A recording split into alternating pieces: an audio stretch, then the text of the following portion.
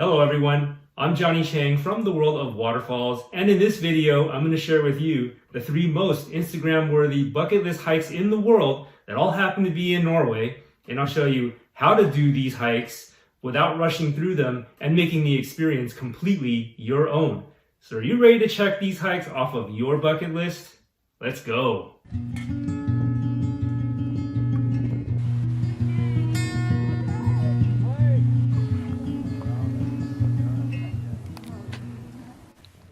The 3 most Instagram-friendly bucket list hikes in Norway are Preikestolen, or the pulpit, Kjeragbolten, or Kjerag for short, and Trolltunga, or the Trolltunga. As you can see from looking at these Norwegian brush with death rock stars, it's not hard to see why people want to get their picture taken here and show them off. Of course, with us being waterfall chasers, we've also realized that each of these attractions do indeed have its own set of waterfalls, and that was the main reason why I went ahead and partook in these very popular hikes and get in on the action. In the course of doing these hikes, which I've informally called the Norwegian tourist trifecta due to their popularity, I've learned that there are also other worthwhile attractions that you'll come across, which you'll see in this video. So let's start with what you can expect with each of these bucket list hikes, and then propose an itinerary that lets you check them off your bucket list in a 1-week itinerary. First, there's Preikestolen. This is basically a plateau that juts out over the Lysefjord, or Fjord of Light, some 604 meters or 2,000 feet below. Just to give you some perspective of what it's like standing at the edge of Preikestolen, imagine standing at the edge of El Capitan in Yosemite National Park. Except with this hike, you don't need climbing gear to get that rush.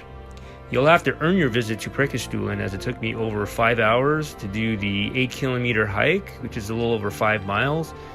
Plus it also took me around 1.5 hours to drive here from Stavanger, which also included a ferry ride. Now, to park at the trailhead, it cost me 250 Norwegian kroner, or about $28 US when I did this hike in the summer of 2019. That said, this is probably the easiest of the 3 Instagrammable bucket list hikes, so it's also the most popular. It's pretty much a well-traveled trail that climbs relentlessly for the first 2 to 3 kilometers or so before flattening out and crossing granite landscapes, and then eventually reaching the plateau that is the Pulpit Rock overlooking the Lysefjord.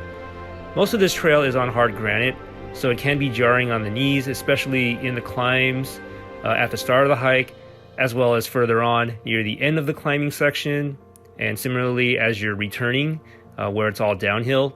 And therefore, I would recommend having trekking poles, which can take some of the impact off each step regarding your knees, ankles, and even your back. Along the way to Preikestolen, I also noticed this large cascade in a hidden valley that my maps called Neverdalen. And once I got to Preikestolen, I was able to see other gushing waterfalls spilling right into the Lysefjord. While most people are content to chill out on the plateau before heading back, I did a little more scrambling to get that contextual perspective of Preikestolen with Lysefjorden in the background. Anyways, this additional scramble to improve the views of Preikestolen can be a bit rougher and require a bit more route finding, so it's not for everyone. I go into more detail about the scramble as well as the overall hike in general through a link to my full write-up in the video description below. Next up is Kjerag, or Kjeragbolten. This is the famous boulder wedged between 2 sheer vertical cliffs with nothing below you. Now, believe it or not, this phenomenon is not unique, and as a matter of fact, it has occurred at Taft Point in Yosemite National Park. More closely, which is more local to us in California. For the record, I didn't go onto the boulder myself out of respect for my wife's wishes, but I did notice a queue to get onto this rock, though it was nothing like the queue I saw in Trolltunga, which I'll get to later in the video. Now, the cool thing about Kjerag is that there's also a nice waterfall next to the rock, as well as the likelihood of seeing base jumpers. Anyways, in order to earn my visit to this attraction, it took me around 7 hours to do the 10 to 11 kilometer hike. And even though quite a few people did it in less time than I did, I didn't regret taking my time, especially for reasons I'll share with you shortly. It also cost me about 300 Norwegian kroner, or about 33 US dollars as of 2019 to park here. And it was about a 2.5 hour drive from Stavanger to the Kjerag trailhead. Now, unlike Preikestolen, this hike was a little more technical, though you don't really need special equipment to do it. You just need good hiking boots, plenty of food and water, and layers with rain gear since the weather changes quickly. Indeed, the hike pretty much clings to slippery granite, made slick by the rainstorm that stuck around longer than expected in my case. And it goes up and down at least 2 side valleys, netting some 400 meters, which is well over 1,200 feet of net elevation gain. Now, in the steepest sections, they provided chains to help you, not slip and fall, or to help boost your confidence in some of the steeper and slicker spots. But you'll definitely still want grippy hiking boots to minimize a bad slip and fall and the potential for injury. After getting through the 2 valleys, the hike then flattens out and follows a plateau where the familiar red tees, as well as strategically placed rock cairns or rock stacks, they help to keep you from straying from the destination. Eventually, the hike descended into this bouldery channel with snowmelt cascading into it, and then you'll finally see the famous Kjeragbolten. There's actually a fairly sizable plateau adjacent to Kjeragbolten to chill out at, as well as to picnic, and as well as to queue up to stand on the famous rock. If you're alone, you'll have to coordinate with someone to take your picture as you stand on the rock. This plateau was also a good spot to tackle your fear of heights and look at base jumpers take their leap of faith usually above this waterfall that I'm calling the Kjeragbolten waterfall. Now, for most people, once they've had their fill of Kjerag, they would then typically head straight back to the trailhead and call it a day. However, I actually spent some more time going towards an informal lookout area called Nesetind, which yielded this view of Kjeragbolten and Lysefjorden. And by the way, the Lysefjorden is the same fjord that Preikestolen overlooked further to the west. Only after having my fill of this spot did I head back. But if I wanted to, I could have still extended this hike and continued hiking past Kjerag towards the top of Kjeragbolten, or even further along the plateau above that, and not only get to where the base jumpers took off from, but even go further into the backcountry. Finally, there's Trolltunga. This is basically where there's a protruding rock jutting out over a sheer drop near the head of the man-made lake Ringadalsvatna. Of the bucket list hikes in this video, this one is the longest at up to 28 kilometers in total length. But you can show up early and park as far as the limited P3 lot, which I believe only has room for 30 cars, but it doesn't open until 6 a.m. And if you do park up there, it cuts about 8 kilometers round trip off of the overall hike, which makes it 20 kilometers round trip. And you're not missing out on much because it's basically 4 kilometers up and 4 kilometers down of road switchbacks, which would take about 90 minutes to do, which also includes a 300-meter elevation gain. Even if you didn't show up at the crack of dawn to get to the P3 lot, I did notice that they offer paid shuttle services that took you up to the trailhead, near the P3 lot. But that shuttle leaves from the P2 lot further down the mountain, and that's far more accessible. Now, the P1 lot is even further downhill, closer to the town of Tistedal, but that lot, is really there for if the P2 lot is completely full, or if you're driving like a camper van or an RV or something that can't really do the narrow mountain roads to get up to the P2 lot. And in any case, it took me, just to give you an idea how far it is, it took me about 30 minutes to drive from the town of Odda to at least the P2 lot. Now, as for parking, it costed me 600 Norwegian kroner, or about 66 US dollars, to park at the P3 lot. But it's 500 Norwegian kroner, or 55 US dollars, to park at the P2 lot. Even though the Trolltunga hike is long, it's not as technical as Kjerag. So plenty of people do this hike. There are only a few spots with moderate slippery slopes, but it's generally a pretty benign hike compared to Kjerag. Roughly a third of the way into the hike, you can see the Ringadalsfossen waterfall near the head of the lake, and that keeps things interesting in an otherwise mostly featureless hike.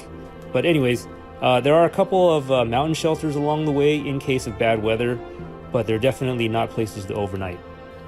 Anyways, the hike gets a little rockier towards the end, especially near the dams holding up the stream that would have fed the Tissestrengene waterfall, which would have been one of the tallest waterfalls in the world. So finally I got to the view of Trolltunga, where a little further from this viewing spot you can queue up to wait your turn to stand on the rock and get that I was there photo. But in order to get that photo, you're going to have to coordinate with someone that's not waiting in line. And this is especially the case if you're alone. I then went back the way I came, which ultimately took me about 7 hours away from the car in total.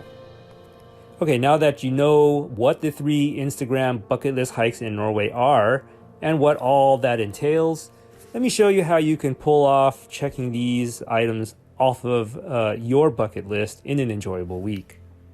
So the first day is dedicated to getting to the town of Stavanger. Now, this assumes that you're going to arrive in Norway through the capital city of Oslo or the very popular town of Bergen. And you'll want to get to Stavanger on this first day of this week-long itinerary. Now, for the record, it takes about 5 hours, give or take, given the ferry crossings, to get from Bergen to Stavanger. And it takes about 7 to 8 hours to drive from Oslo to Stavanger. And if you're in Stavanger in the summer, then it might be possible to take advantage of the long days to even fit in the Preikestolen hike and be back in town late in the evening. Otherwise, I'd punt that hike to day 3. Matter of fact, in my case, I actually waited out bad weather and started leaving Stavanger at about 4:30 p.m. And eventually I returned to town at almost 11 p.m. On day 2, we devote the entire day to doing the Kjerag hike, assuming that the weather cooperates. Depending on when you come back from your hike, if you're energetic, you might also fit in a detour to visit the Monafossen waterfall on the way back to Stavanger. Otherwise, the drive between Stavanger and Kjerag trailhead, which is near the town of Kjeragbolten, was also quite scenic. However, you can take ferry rides between Stavanger and Kjeragbolten, but in my experience, those kind of ferries where you bring the car on, you're going to need to pre-book and pre-book that ferry in advance, and that's not a great option if you need the flexibility because the weather is so changeable here. So day 3 is a day to spend around the Stavanger and the Lysefjord. And assuming that you've done the Preikestolen and Kjerag hikes in each of the last 2 days, then today would be a recovery day to let your body heal up from the 2 long hikes. Now, if you didn't do either of the aforementioned bucket list hikes in the last 2 days, then you can use this day to make up for it. Though if you happen to miss both hikes in each of the last 2 days, I think it's a bit of a stretch to try to do both hikes on the same day. But assuming that you've done both of the hikes, then this would be basically an enjoyable, relaxing day that you can spend on a cruise on the Lysefjord to see the Preikestolen from below, as well as the nearby Hengiana waterfall. Or you can also visit the Monafossen waterfall if you didn't get a chance to do it earlier. Heck, you could even walk around the old town, the old part of Stavanger, as well as its charming harbor. So indeed, you've got options, and having a day like this helps you to better enjoy your trip. And of course, it also buys you some flexibility with things that are out of your control, like closures and weather complications. So day 4 is devoted to a travel day to get from Stavanger to Odda. Now, the town of Odda is what I consider to be the closest town of any significant size to the Trolltunga hike. But that said, there are camping and lodging possibilities closer to the trailhead near the small hamlet of Tissedal. Fortunately, this travel day is not a dull one because you can take a scenic drive that encompasses giant waterfalls like the Langfossen waterfall, as well as many waterfalls all concentrated within the Oddadal Valley, or Oddadalen.